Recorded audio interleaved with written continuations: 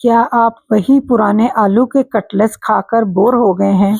तो आज हम बनाएंगे क्रिस्पी, चटपटे और बिल्कुल रेस्टोरेंट स्टाइल चाइनीज कटलेट्स। बाहर से इतने कुरकुरे और अंदर से इतने मज़ेदार कि बच्चे और बड़े सब दीवाने हो जाएंगे।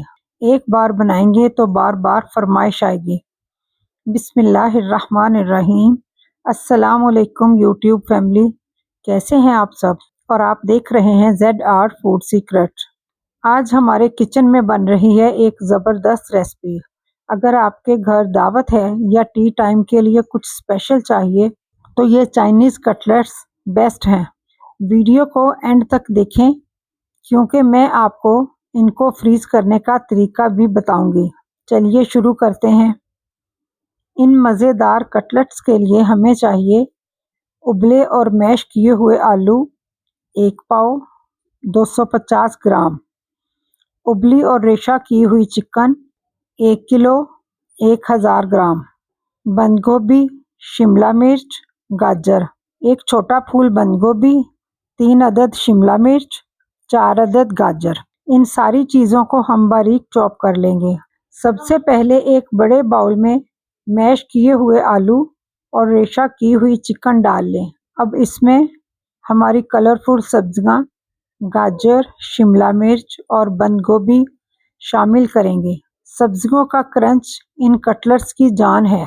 अब डालें सोया सॉस, चिल्ली सॉस, नमक और काली मिर्च। इन सब को हाथ से अच्छी तरह मिक्स कर लें ताकि तमाम फ्लेवर आपस में मिल जाएं। हाथों को थोड़ा सा ऑयल लगाकर कटलेट्स को शेप देते हैं। अब थोड़ा सा अमेज़ा हाथ में लेकर इसको अपनी मर्ज़ी की शेप दे दें। आप इसको गोल शेप भी दे सकते हैं या नगेट्स की शेप भी दे सकते हैं। इस तरह से हम बाकी के तमाम कटलेट्स भी तैयार कर लेंगे। एक बाउल में मैदा और कॉर्नफ्लावर का बैटर और दूसरे में ब्रेड क्रम्स।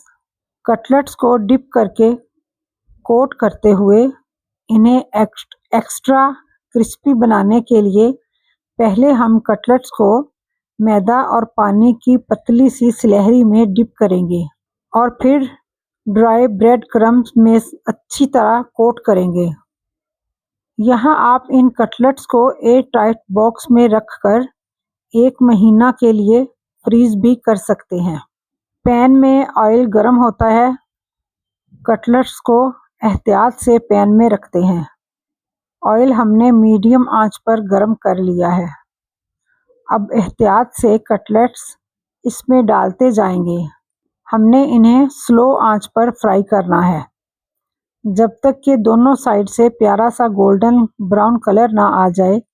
आंच ज़्यादा तेज़ मत रखें वरना ब्रेड क्रम्स जल जाएंगे। तो ये देखें कितना ज़बरदस्त कलर आया है।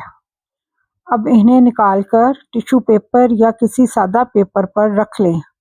तो लीजिए, हमारे गर्मा गर्म और क्रिस्पी चाइनीज़ कटलेट्स बिल्कुल तैयार हैं। इनकी आवाज़ सुने कितने कुरकुरे हैं। आप भी इस रेसिपी को ज़रूर ट्राई कीजिएगा और मुझे कमेंट में बताएं कि आपको कैसे लगे ये चाइनीज़ कटलेट्स। और ये भी बताएं कि अगर वीडियो पसंद आई हो तो लाइक ज़रूर करें और चैनल को सब्सक्राइब करना मत भूलें। मिलते हैं अगली वीडियो में एक नई रेसिपी के साथ। तब तक के लिए अल्लाह हाफिज़।